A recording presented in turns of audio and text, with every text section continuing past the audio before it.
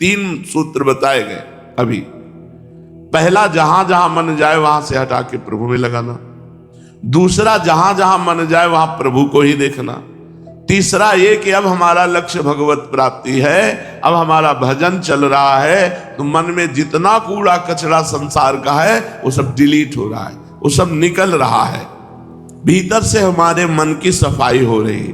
तात्पर्य कि सांसारिक कार्य करते समय ये मन संसार का कूड़ा कचरा, बात, चित्र, ये सब समेटता है, और जब भजन करते हैं तो वही निकल निकल कर बाहर नष्ट होता है। चौथा, साधक को प्रभु का चिंतन करने में कठिनता इसलिए पड़ती है कि अपने को पहले सांसारिक मानता है। मैं गृहस्थ हूं, मैं पुरुष हूं, मैं स्त्री हूं, ये सब शरीर को लेके मानना सांसारिकता को मान्यता देना है।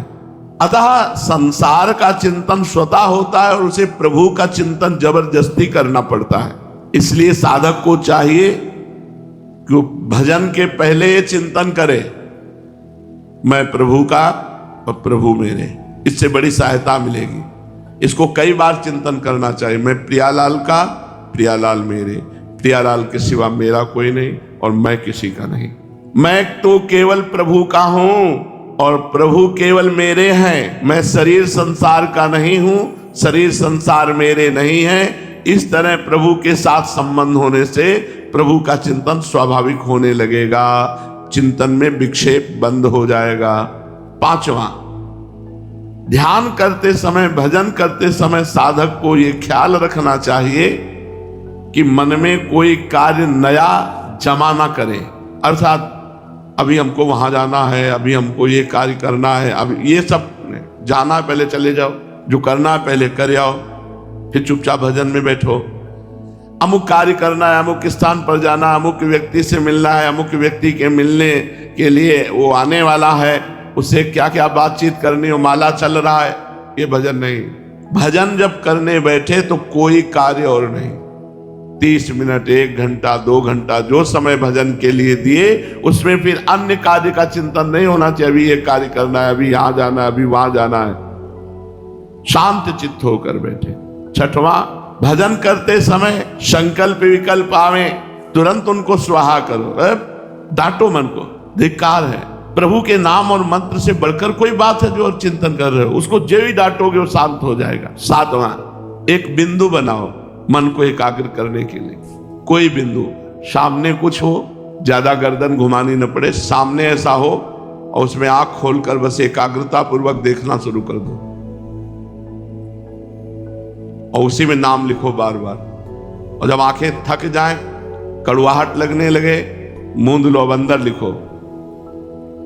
आंसू निकल सकते हैं, आंखों में जलन हो सकती है, मस्तक में थोड़ा दर्द सा लग सकता है, फिर खोलो और एकदम जैसे गुस्सा होकर देखते हैं ऐसे एकदम आंखों के पलक न झपकने पावे। आंखों में जलन होगी, आंसू गिरेंगे और ये जितने मिनट कर सको 8 बार 10 बार आप देखो, आपका मन शांत होने लगेगा, आपका भजन में प्रवेश होने लगेगा। ये खुद अनुभव की बात है, इसे त्राटक क्रिया कहते हैं। किसी भी एक बिंदु को, जहां भी आपका कोई भी बिंदु हो तो कहीं ना कहीं मिल ही जाता है, नहीं तो स्केच पेन से लगा लो, छोटा सा गोला लगा लो अपने सामने, आराम से बैठ, और थोड़ी देर के बाद वो एकदम प्लेन हो जाता है, क्योंकि वो देखते देखते बस वो आंख बस खुली है, लक्ष्य वही है, नाम चल रहा है, वो सब हट गया, कील पील और नाम लिखा है, अपना जो मंत्र चल रहा है वही। एक दृष्टि, श्वास भी धीरे धीरे आ रही, धीरे धीरे जा, ये करके देखिएगा। सीधे बैठो, ऐसे सीधे। हमारे हरिवंश में वंश जो हुआ के ऊपर बिंदी लगी, उसी पे लगा दिया, नाम लिख लिया, मन से लगा दिया। अगर बाहर कुछ नहीं, लेकिन नए साधक को बाहर जरूरी चाहिए, ये बहुत जरूरी है। अगर कर लो तो आपको बहुत सहयोग मिलेगा भजन में, चलते फिरते उठते बैठते भजन की वृत्ति बन जाएगी अगर ये कर लो। लेकिन व्यभिचारी पुरुष ये नहीं कर सकता, जो थोड़ा संयमी और ब्रह्मचारी है वही ये टिक सकता है, नहीं तो मिचमिचाहट आंख में वो जरा से, अरे हमसे नहीं बनता। नहीं, बनना क्या है, सिंहवत एक जगह बस देखना शुरू कर दो, वो आंखों में जलन हो तो फिर ऐसे मूंद लो, फिर आंसू गिरेंगे, फिर ऐसे करो, 8-10 बार ऐसे करो, आप देखना आपको लाभ मिलेगा। इसकी प्रक्रिया तो इतनी जोर की है कि अगर संकल्प कर ले ऐसे तो तुम कदम नहीं बढ़ा सकते, वहीं खड़े रहोगे।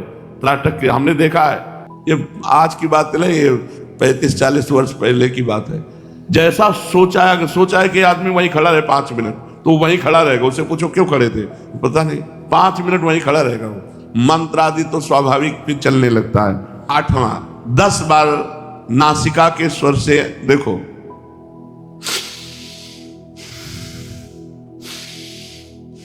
इसका प्रभाव है, ये कोई खिलवाड़ नहीं।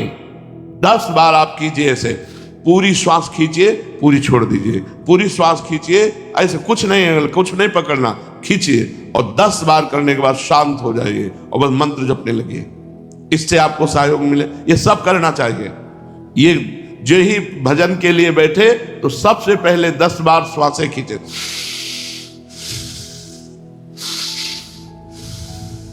ये खींचो और निकालो, और फिर कोई त्राटक क्रिया करो, किसी बिंदु पर त्राटक करो, और फिर जब थक जाओ तो आंख मूंद कर, और ये सब मंत्र जपते हुए होना चाहिए, नाम जपते होना चाहिए।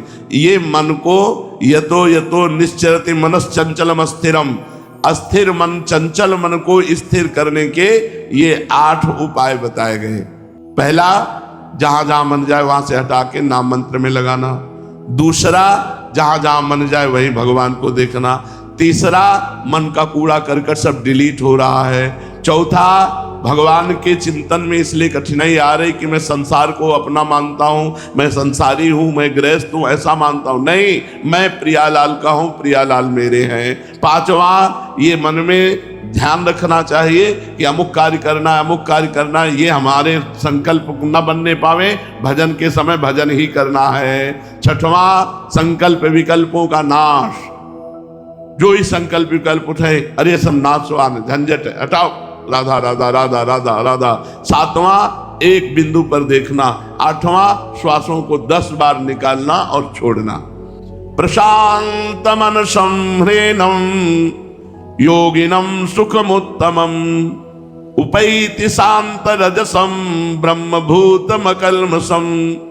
आहा, जिसका निरंतर भजन होता है, मन शांत होकर भजन में लग गया, वो अकल्मषम, वो निष्पाप महापुरुष हो जाता है। वो गंगा जी को भी स्पर्श करे तो गंगा जी पाप रहित हो जाए, ऐसा भजन का फल है। तीर्थी कुर्वन्ति तीर्थानि, वो जहां चरण रख दे तो तीर्थ बन जाए। ये कोई छोटी मोटी बात नहीं।